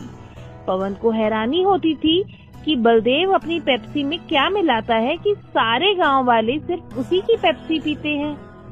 एक ग्राहक ने बताया कि सस्ती होने के कारण वह ज्यादा बिकती है। किसी ने पवन को सलाह दी कि वह भी बाजार से कंपनी वाली पेप्सी खरीदकर बेचना शुरू कर दे। पवन को यह विचार अच्छा लगा और वह शहर जाकर ढेर सारी जूस वाली पेप्सी खरीद लाया। पवन ने एक बोर्ड लगाकर घोषणा की कि उसके यहाँ पेप्सी मिलेगी। एक छोटा बच्चा आया और कई रंगों की पेप्सी खरीदी। पवन ने उसे एक और पेप्सी मुफ्त में दी और कहा कि वह अपने दोस्त को भी बताए। पवन की यह तरकीब काम कर गई और जल्द ही उसकी दुकान पर बच्चे और लोगों की भीड़ लगने लगी। गांव वालों ने आज तक सिर्फ बलदेव की पेप्सी चखी थी, पर उन्हें कंपनी का स्वाद भी अच्छा लगने लगा। बलदेव की दुकान पर ग्राहक कम हो गए। बलदेव ने खुद को तसल्ली दी कि सब्र रखना होगा और लोग वापस आएंगे। कुछ दिनों बाद गांव के सरपंच बलदेव की दुकान पर आए और उसकी परेशानी पूछी। सरपंच ने उसको ढांढस बंधाया कि यह कुछ ही दिनों की बात है और बलदेव की पेप्सी शहर की कंपनी वाली पेप्सी से अच्छी होगी। सरपंच ने बलदेव से 50 पेप्सी खरीदी क्योंकि उनके पोता पोती शहर से आ रहे थे। सरपंच के घर जाकर उनके पोते ने पेप्सी पीने से मना कर दिया क्योंकि उनका मानना था कि इन पेप्सी में मिलावट होती है जो बच्चों को बीमार कर देती है। इस पर सरपंच ने समझाया कि यह पेप्सी बलदेव खुद बनाता है बिना मिलावट के और वे इसे सालों से पी रहे हैं। सरपंच की बेटी नेहा जो शहर से आई थी, उसने वह पेप्सी पीकर कहा कि यह बहुत अच्छी है। कुछ ही देर में सारी पेप्सी खत्म हो गई। नेहा और पेप्सी लेने के लिए बाजार पहुंची। वहां भीड़ देखकर पवन की दुकान में गई और 20 पेप्सी मांगी। जैसे ही पवन ने फ्रिज से पैकेट निकाला, नेहा ने लेने से मना कर दिया और कहा कि उसे केमिकल वाली पेप्सी नहीं चाहिए। नेहा ने वहां खड़े लोगों को समझाया कि ये पेप्सी शहर की कंपनियों में केमिकल्स डालकर बनती है जो हानिकारक है और बच्चों को बीमार कर सकती है। नेहा ने बताया कि वह गांव में बनने वाली पेप्सी लेने आई है, जिसके लिए उसे बलदेव भाई की दुकान पर जाने को कहा गया। केमिकल वाली पेप्सी की बात गांव में आग की तरह फैल गई और माता पिता ने अपने बच्चों को पवन की दुकान से पेप्सी लेने के लिए मना कर दिया। लोगों को बलदेव की अच्छाई समझ आ गई और एक बार फिर बलदेव की पेप्सी बिकने लगी। पवन की दुकान से कोई खरीदारी नहीं कर रहा था और थक हार कर पवन ने पेप्सी बेचना ही छोड़ दिया। इस तरह नेहा ने पूरे गांव को बीमार होने से बचा लिया। महाभारत का युद्ध जिसमें भाई ने भाई का खून बहाया, दोस्त दुश्मन बने और पूरी दुनिया ने धर्म और अधर्म की सबसे बड़ी लड़ाई देखी। लेकिन क्या आप जानते हैं कि इस महायुद्ध की जड़ एक ऐसी महिला में छुपा हुआ रहस्य था जिसका नाम था कुंती। कुंती का जीवन बचपन से ही अद्भुत घटनाओं से भरा रहा। उनका जन्म यदुवंश के महाराज शूरसेन के घर हुआ, लेकिन किस्मत ने उन्हें एक अलग राह पर ला खड़ा किया। छोटी उम्र में ही उनके चाचा राजा कुंती भोज ने उन्हें गोद ले लिया। कुंती की आंखों में बुद्धि की चमक थी और स्वभाव में गहरी गंभीरता। महल में राजसी ठाट बाट था, लेकिन कुंती साधारण जीवन को अधिक पसंद करती थी। वह घंटों बगीचे में ध्यान लगाती और ऋषियों विद्वानों की सेवा करती। एक बार अपने मधुर स्वभाव और समर्पण से कुंती ने ऋषि दुर्वासा को इतना प्रसन्न कर दिया कि उन्होंने उन्हें एक अद्भुत वरदान दे दिया। उन्होंने कहा, पुत्री, मैं तुम्हें एक ऐसा मंत्र देता हूँ जिसके द्वारा तुम किसी भी देवता को बुलाकर उनसे संतान प्राप्त कर सकती हो। यह वरदान से अधिक एक अग्नि परीक्षा थी। एक मासूम कन्या के लिए यह केवल एक दिव्य खेल जैसा प्रतीत हुआ, लेकिन यही भविष्य में पूरे महाभारत की दिशा तय करने वाला बना।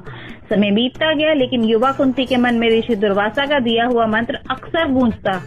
आखिर एक दिन उनकी जिज्ञासा ने उन्हें इसे आजमाने पर मजबूर कर दिया।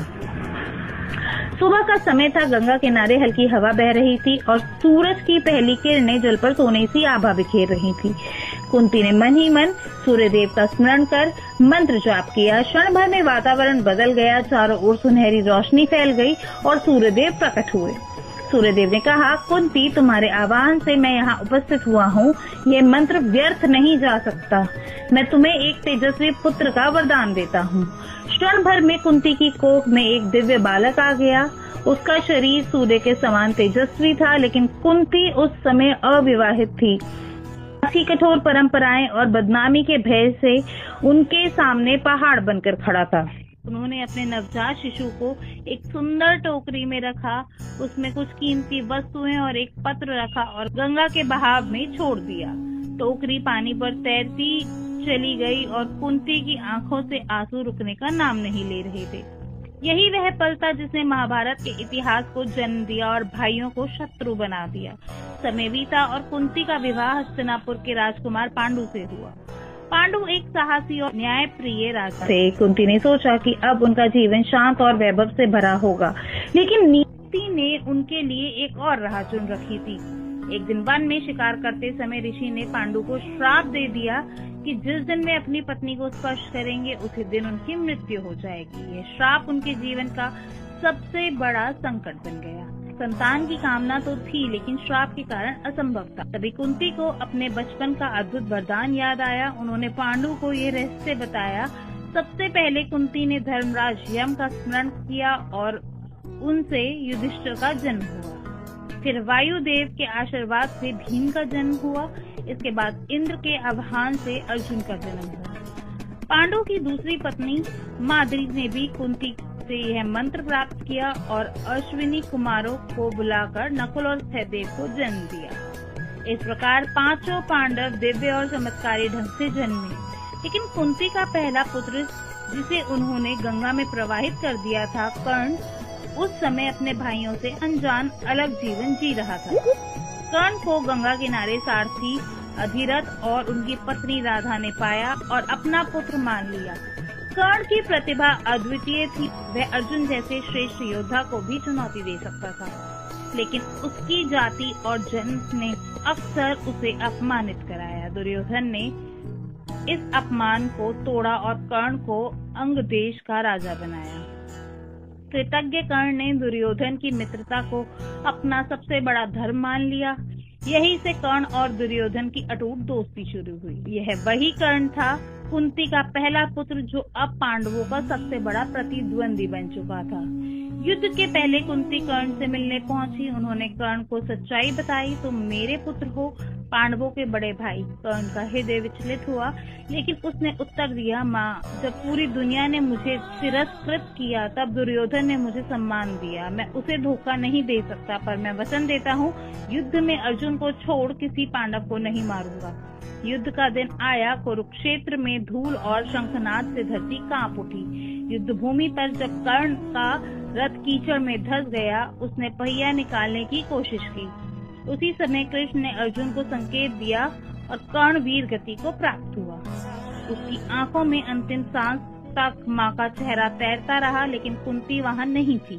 कुंती का हृदय चुपचाप रोता रहा, क्योंकि उन्होंने अपने ही पुत्र को खो दिया था। यही वही क्षण था जिसने साबित कर दिया था कि नियति चाहे कितनी भी क्रूर क्यों न हो, उसका लिखा कोई नहीं बदल सकता। कुंती का एक छोटा सा रहस्य जिसने भाइयों को शत्रु बना दिया और इतिहास को हमेशा के लिए बदल दिया। क्यों देनी पड़ी माता सीता को अग्नि परीक्षा। नमस्कार दोस्तों, आज हम एक ऐसे सवाल का जवाब जानेंगे जिसने युगों युगों से हर किसी को परेशान किया है। आखिर क्यों देनी पड़ी माता सीता को अग्नि परीक्षा? क्या सचमुच मर्यादा पुरुषोत्तम राम को अपनी सीता की पवित्रता पर संदेह था? जानिए पूरा सच जो आपको रामायण के इस सबसे भावुक और गहरा क्षण से जोड़ देगा। जब हनुमान जी लंका में माता सीता से मिलकर वापस आते हैं तो उनका मन बहुत उदास होता है। वे प्रभु राम को बताते हैं कि माता सीता बहुत दुखी हैं और एक एक पल आपके आने का इंतजार कर रही हैं। हनुमान जी का दर्द यह दिखाता है कि सीता जी ने रावण की कैद में कितना कष्ट सहा। हनुमान जी की बात सुनकर प्रभु राम अपने छोटे भाई लक्ष्मण को सीता को अशोक वाटिका से लाने का आदेश देते हैं। तभी लक्ष्मण के मन में एक सवाल उठता है। लक्ष्मण कहते हैं, भ्राताश्री ये क्या हो रहा है? इतने सालों के बाद जब माता सीता हमारे साथ हैं तो आप उन्हें वापस क्यों नहीं ला रहे हैं? वह पहले ही इतनी पीड़ा सह चुकी है, अग्नि परीक्षा की क्या आवश्यकता है? क्या आपको उनकी पवित्रता पर संदेह है? लक्ष्मण जी का ये सवाल सुनकर प्रभु राम मुस्कुराते हैं। वह बताते हैं कि यह परीक्षा उनके लिए नहीं बल्कि उन लोगों के लिए है जो सीता की पवित्रता पर संदेह कर सकते हैं। यह परीक्षा लोकलाज को बनाए रखने के लिए है और यहीं पर प्रभु राम एक ऐसा रहस्य खोलते हैं जो बहुत कम लोग जानते हैं। वह लक्ष्मण को बताते हैं कि जिस सीता का रावण ने हरण किया था वह असली सीता नहीं थी बल्कि उनकी छाया थी, जिसे छाया सीता कहा जाता है। असली सीता रावण के हरण से पहले ही अग्निदेव के पास सुरक्षित थी। यह अग्नि परीक्षा बस एक माध्यम है ताकि असली सीता वापस आ सके। अब वह क्षण आता है जब माता सीता अग्नि में प्रवेश करती है। यह अग्नि कोई साधारण अग्नि नहीं बल्कि शुद्धिकरण का माध्यम था। जैसे ही सीता जी अग्नि में प्रवेश करती हैं, अग्निदेव असली सीता को वापस लौटा देते हैं और छाया सीता वापस अग्नि में समा जाती है। इस तरह सीता जी की पवित्रता पूरे संसार के सामने सिद्ध हो जाती है। परीक्षा के बाद प्रभु राम सीता जी को वानरों और भालुओं के समूह से मिलवाते हैं और कहते हैं, आज से यह हमारी माता है। सभी लोग जय जयकार करते हैं और सीता जी का स्वागत करते हैं। इस पूरी घटना से हमें पता चलता है कि प्रभु राम को माता सीता पर कभी कोई संदेह था ही नहीं। यह परीक्षा सिर्फ दुनिया को यह दिखाने के लिए थी कि प्रेम और पवित्रता की शक्ति सबसे ऊपर है। तो दोस्तों, यह थी अग्नि परीक्षा के पीछे की पूरी सच्चाई। अगर घना जंगल दिन का समय, पांडव थके हुए और प्यासे दिख रहे हैं। युधिष्ठिर भाइयों से कहते हैं, अब और चला नहीं जा रहा, प्यास से मेरा कंठ सूख रहा है। उसी वक्त भीम भी कहते हैं, मुझे भी बहुत प्यास लगी है भ्राताश्री, अगर कहीं पानी मिल जाए तो प्राण बच जाएंगे। अर्जुन कहते हैं, मैं देखता हूँ भ्राताश्री, हो सकता है आसपास कोई सरोवर या नदी हो। सरोवर के पास पानी साफ और शांत है। अर्जुन सरोवर के पास पहुंचते हैं। जैसे ही वह पानी पीने के लिए झुकते हैं, एक अदृश्य आवाज आती है, जो आवाज होती है यक्ष की। यक्ष कहते हैं, ठहरो हे मानव, ये सरोवर मेरा है, मेरे प्रश्नों का उत्तर दिए बिना इस जल को पीने का साहस न करना। अर्जुन आवाज सुनकर रुक जाते हैं। वे चारों ओर देखते हैं लेकिन कोई दिखाई नहीं देता। अर्जुन कहते हैं, कौन हो तुम, सामने आओ। तो इस पर यक्ष जवाब देते हैं, मैं अदृश्य हूँ, मेरे प्रश्नों का उत्तर दो, अन्यथा इस जल को पीते ही तुम्हारे प्राण संकट में बढ़ जाएंगे। जिस पर अर्जुन क्रोधित हो उठते हैं। अर्जुन कहते हैं, मैं किसी अदृश्य प्राणी के प्रश्नों के उत्तर नहीं दूंगा, मेरी प्यास बुझाने से मुझे कोई नहीं रोक सकता। और अर्जुन पानी पीने के लिए झुक जाते हैं।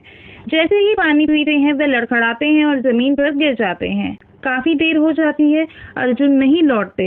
तो भीम कहते हैं, अर्जुन को इतनी देर क्यों लग रही है, कहीं कोई संकट तो नहीं? युधिष्ठिर, मुझे भी चिंता हो रही है।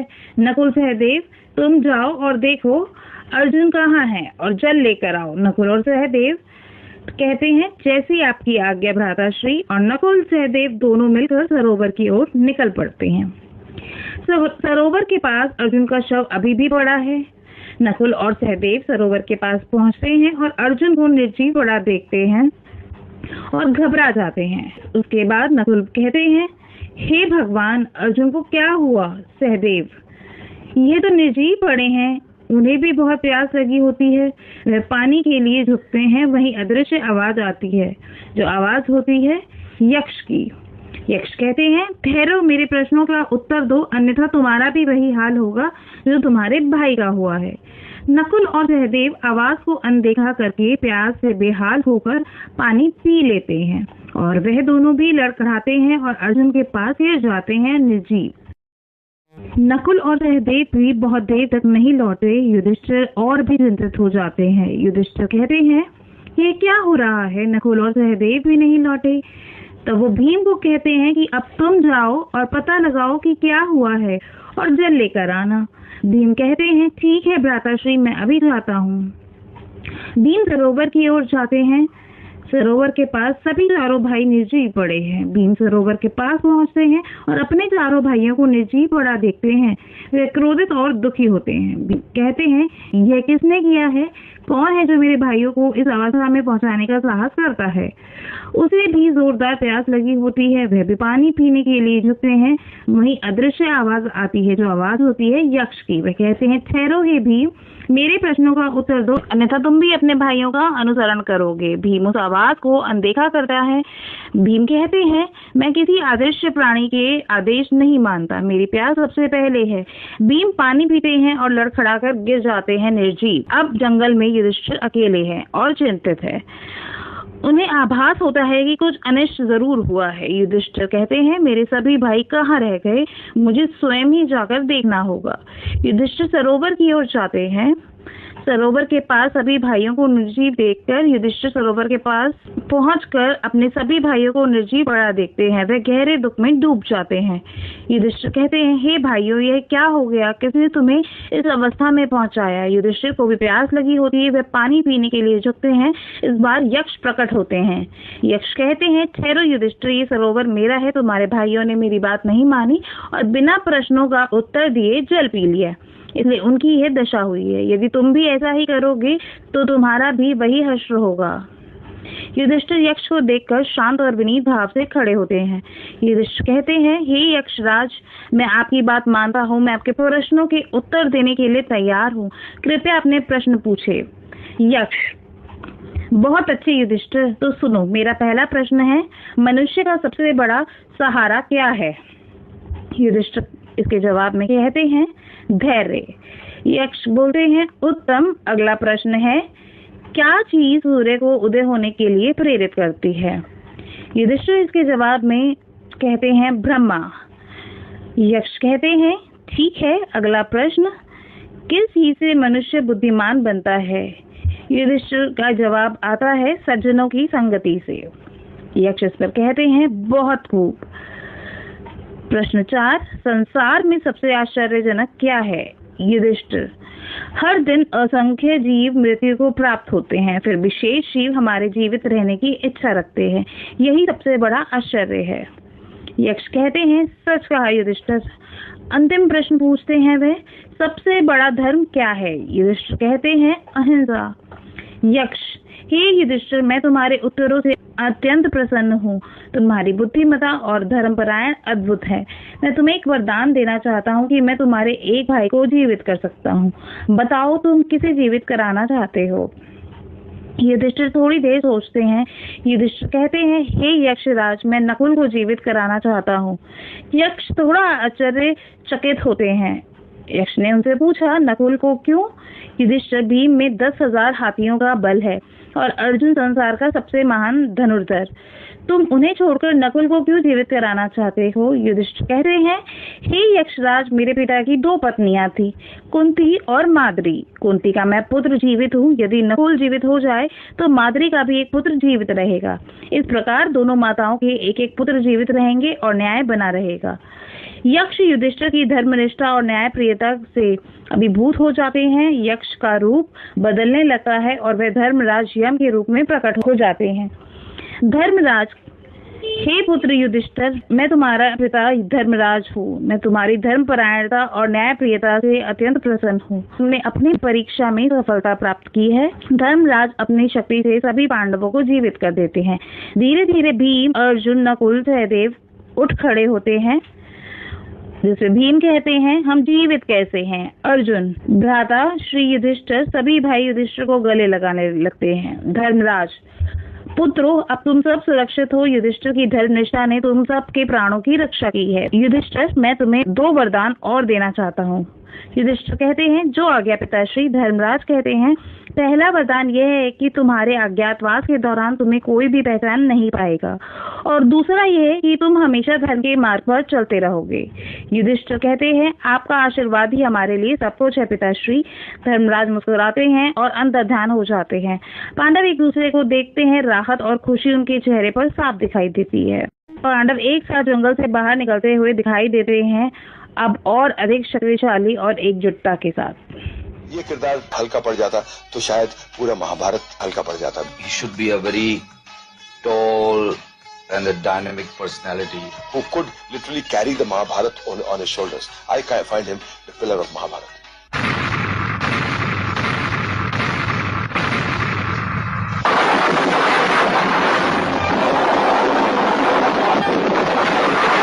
धृतराष्ट्र, क्या तुमने ये निर्णय ले लिया है कि तुम हस्तिनापुर का विनाश किए बिना नहीं रहोगे?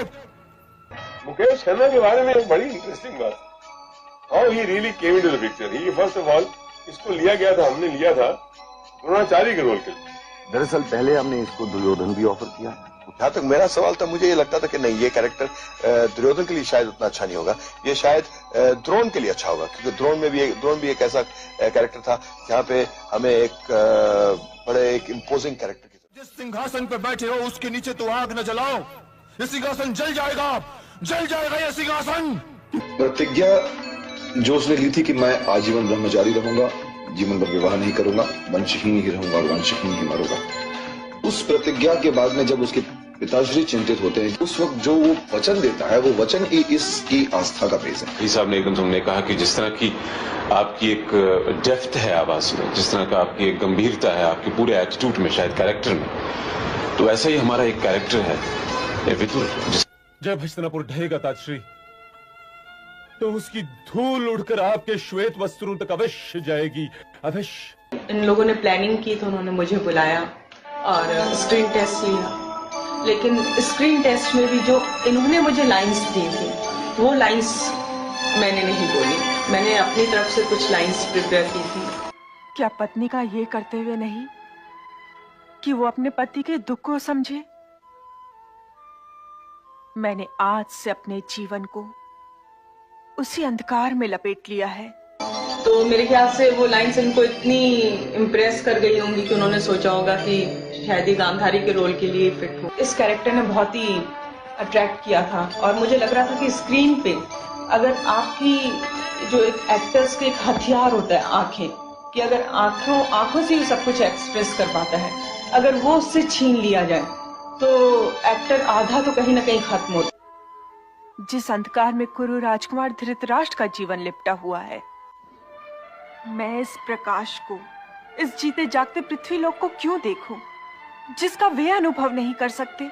विदुर कैरेक्टर जो है पूरे महाभारत में एक ऐसा पात्र है जिसकी जिंदगी बीत जाती है 2 फैमिलीज को आपस में जोड़ते हुए। खूबसूरत, हैंडसम, एक एंग्री यंग मैन, एक दुनिया से सताया हुआ, माँ बाप से बिछड़ा हुआ, जिसको सोसाइटी ने कोई जगह नहीं दी। करण का रोल मुझे मिस्टर मदन चोपड़ा एक हैं जो बीआर स्टूडियो को संभालते हैं, उनसे मुझे पता चला कि बीआर चोपड़ा महाभारत सीरियल बनाने वाले हैं। उनका इस धीर तो बौखला गए, कहते हैं भाई ये करण तो अच्छा करेक्टर नहीं है, मैं नहीं करूंगा। तो मैंने बहुत उन्हें समझाया कि भाई करण बहुत अच्छा करेक्टर। कि करण के बारे में मैं कुछ जानता नहीं था, ना ही महाभारत के बारे में। मुझे ये लगा कि अर्जुन और कृष्ण के अलावा इसमें और कोई रोल करने के लिए है ही नहीं। फिर मुझे चोपड़ा साहब ने एक्सप्लेन किया कि करण बहुत ही अच्छा रोल है, इंपॉर्टेंट रोल है, और कुछ किताबें दी गई। उन किताबों को पढ़ने के बाद मैंने फिर फैसला किया कि मैं कर्ण का रोल करूंगा। इस सूर्य पुत्र कर्ण को संसार सूत पुत्र कहकर अपमानित करता रहा, और आप चुप बैठी रही। और आज आपको अपना त्यागा हुआ पुत्र कैसे याद आ गया? अपने इस त्यागे अभागे पुत्र से क्या चाहिए आपको? गद्दी पर हक तो उसका था, लेकिन मिला नहीं। कभी कभी जी चाहता है कि वो मुझे कहीं मिल जाएं और मैं उनके चरण स्पर्श के पश्चात उनसे ये पूछूं कि हे माता, मुझे मेरा दोष तो बताओ, मुझे ये तो बताओ कि मैं किस अपराध का दंड भुगत रहा हूं। मेरा स्क्रीन टेस्ट लिया गया और कुछ 4-1 दिन बाद मुझे बुलाकर कहा गया कि तुम करण के रोल के लिए सिलेक्ट कर लिए। आप सोच रहे होंगे शायद मैंने अपने आप को कास्ट किया इसके लिए, लेकिन मैं आपको प्रॉमिस करता हूं कि मैंने अपने आप को इसमें कास्ट नहीं किया। धारावाहिक में शकुनी मामा का किरदार निभाने के लिए 3 लोगों को चुना गया था। इसके बाद एक इंटरव्यू में गुफी पेंटल, जो इस धारावाहिक की कास्टिंग डायरेक्टर भी थे, उन्होंने बताया कि जब सीरियल की स्क्रिप्ट लिखी जा रही थी तो राही मासूम रजा की नजर उन पर पड़ी। उन्होंने तुरंत कहा, शकुनी मामा का रोल तुम ही करोगे। मैंने कहा जी मैंने तो कुछ काम ही नहीं किया इस कैरेक्टर के ऊपर, हम करवाएंगे, क्योंकि तुम्हारा अहंकार तुम्हें किसी के आगे हाथ फैलाने की आज्ञा ही नहीं देता। मैं किसी के आगे हाथ नहीं फैलाऊंगा। जीजा श्री ने ठीक ही कहा था कि पराजय तुम्हारे दुर्भाग्य में है और ये दुर्भाग्य तुम्हें स्वीकार करना ही पड़ेगा। सबसे महत्वपूर्ण कार्य, और वो था the selection of Lord Krishna. जब धर्म और अधर्म के बीच युद्ध होने जा रहा हो तब केवल एक तीर्थ स्थान रह जाता है ताऊ, केवल एक तीर्थ स्थान, रणभूमि। कुछ 55 वीडियो टेस्ट लिए गए। It was quite a hectic task. सबको मुकुट पहना के, मोर पंखी पहना के देखा गया, भाई ये कृष्ण कैसे लगते हैं। कामरोग बैरी को मारने की मुझ में शक्ति नहीं है, तो ये तेरी भूल है, क्योंकि इस शरीर से इंद्रियां बहुत परे हैं और इंद्रियों से परे मन है और मन से परे बुद्धि। नितेश भारद्वाज के साथ एक एड फिल्म की थी, तो जब वो एड फिल्म की थी तो लगा कि शायद ये आदमी कृष्ण बन सकता है। ये तो कोई न्याय नहीं हुआ था, टूटना ही था इस जंघा को, क्योंकि मजले भैया प्रतिज्ञाबद्ध थे। मुझे ये बताइए दाऊ कि यदि मजले भैया के स्थान पर आप रहे होते तो आप क्या करते।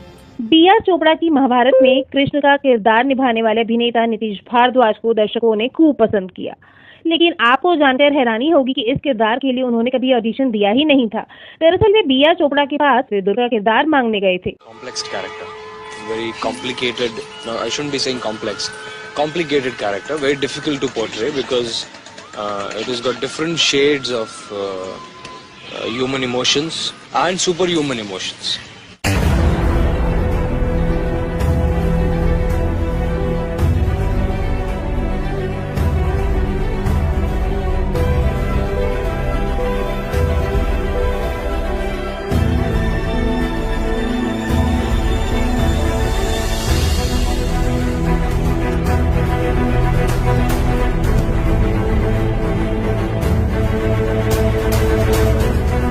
मैंने पेपर में ऐड पढ़ा था कि ये महाभारत के लिए आर्टिस्टों की जरूरत है। भीम के बारे में तो सब जानते हैं, तगड़े थे, तो एक ऐसा कैरेक्टर चाहिए था जो बाकी सब कैरेक्टर से ज्यादा टफ लगे, एक्टिंग भी जानता हो और भीम जैसा लगे भी। भीम में जो चीज चाहिए थी जो कैरेक्टर के लिए, वो आप में है। बस मुझे इतना, मतलब मेरा सारा जो कहने का मतलब कि मुझे इतनी तकलीफ नहीं करनी पड़ी। तो जब एंटर हुए तो लगा कि भाई यही भीम है, इससे बेटर भीम नहीं मिल सकता। Arjun's character was the only character which had various shades. Arjun को देखा, उसका टेस्ट लिया तो लगा कि इसमें एक बात है, इसमें एक वो जो एक पोस्चर जो होता है एक वॉरियर का, वो नजर आया। This character by itself is larger than life and I had the good fortune of portraying it. Who doesn't love Arjun. Yudhishthira का जो रोल है महाभारत में, तो रामायण में जो राम का रोल था एग्जैक्टली सेम है, क्योंकि राम भी एक मर्यादा पुरुष थे और उस युग में राम के बाद युधिष्ठिर एक मर्यादा पुरुष हुए।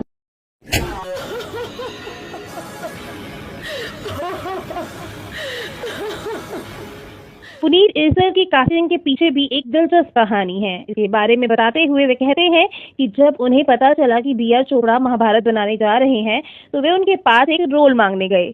उस दौरान बी.आर. चोपड़ा उनके लुक से काफी प्रभावित हुए और उन्हें भीम का रोल भी ऑफर कर दिया, लेकिन पुनीत इज़र ने ये रोल करने से मना कर दिया और दुर्योधन का रोल करने के लिए ऑडिशन देने की इच्छा जताई। नतीजा यह हुआ कि वह इस रोल के लिए चुने भी गए और दुर्योधन का किरदार उनकी पहचान भी बन गया।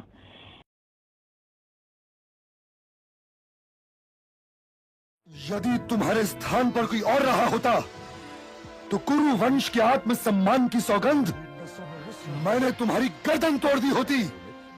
वही माया महल बनाने के लिए भी रवि चोपड़ा को काफी मुश्किलों का सामना करना पड़ा। युवराज की जय हो।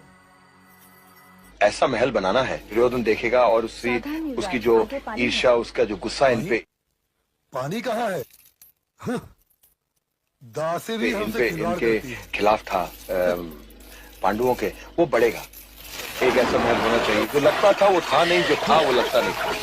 यहाँ पे सबसे डिफिकल्ट बात क्या थी कि भाई एक बार ये तो बनाने में 2 दिन लगे थे, ये पूरा डिजाइन बनाने में, और हमारी किस्मत की बात थी कि एक ही बार बहुत अच्छा आया। कुछ नई चीज की थी हमने महाभारत में, कि नॉर्मली जब ये करते तो इसको मैकेनिकल इफेक्ट्स में नहीं शायद करते, इसे कैमरा इफेक्ट्स में करते। हमने इसे मैकेनिकल इफेक्ट्स में किया और अच्छा लगा। जो आज हमने जो महाभारत के वो वेस्टर्न सीन्स जो दिखाए हैं, that I believe that has been picturized in the best way could ever be done, you know.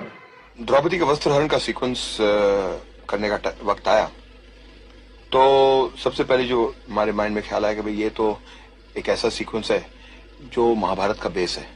शायद अगर द्रौपदी का वस्त्रहरण नहीं होता तो शायद ये सब कुछ होता ही नहीं, शायद महाभारत नहीं होती। एक्चुअली इसको पूरे सीक्वेंस में शूट किया, यहाँ पे उसे खींच के लाया गया और वो सब मैंने एक ही साथ किया। तो जैसे आप जानते हैं कि श्री कृष्ण आए और फिर कपड़ा, साड़ी का कपड़ा कभी खत्म नहीं हुआ, तो उसके लिए एक्चुअली वो सेम साड़ी नहीं थी। वो जो साड़ी उसने बांधी थी और जो साड़ी जो हम खींच रहे थे वो सेम साड़ी नहीं थी, पर हमने वो स्पेशल इफेक्ट्स में ऐसा इफेक्ट दिया।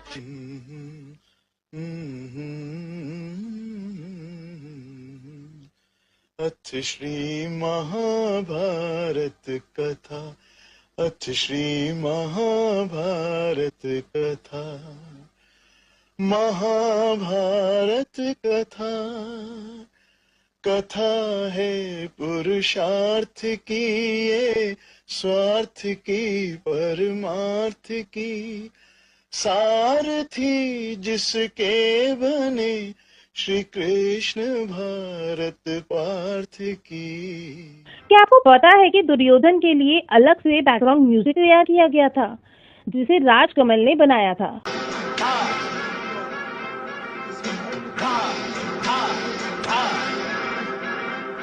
चालबाज की चल सकी ये देखिए, यहाँ न कोई चाल, चालबाज की चल सकी, यहाँ न कोई चाल, आज उठा कर ले चला, चालबाज को का।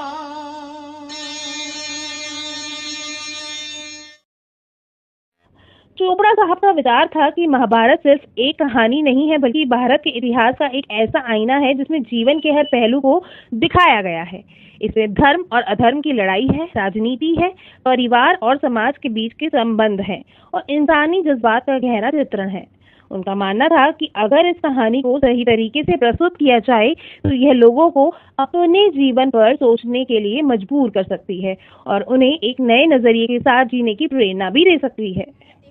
हमारे अंदर जो वेस्टर्न कल्चर जो पूरे तरह से भरते जा रहा था, उससे लगता है कि थोड़ा सा गर्ल्स या बॉयज जो अभी के जनरेशन के हैं वो थोड़े इस अपने भारतीय संस्कृति को समझना चाहिए। एक ही बार बनने वाला प्रोजेक्ट मेरे हिसाब से वर्ल्ड की इससे बेटर स्टोरी बन सकता है। मुझे बिल्कुल अच्छा नहीं लग रहा कि ये महाभारत खत्म हो। जो मजा, आनंद, सुख, सेटिस्फैक्शन जो महाभारत करने से मिला है, It's one of the best roles as an actor could get to perform. It was the most beautiful experience. और शायद ही कोई काम करने से। ये शॉट महाभारत में मेरा आखिरी शॉट है।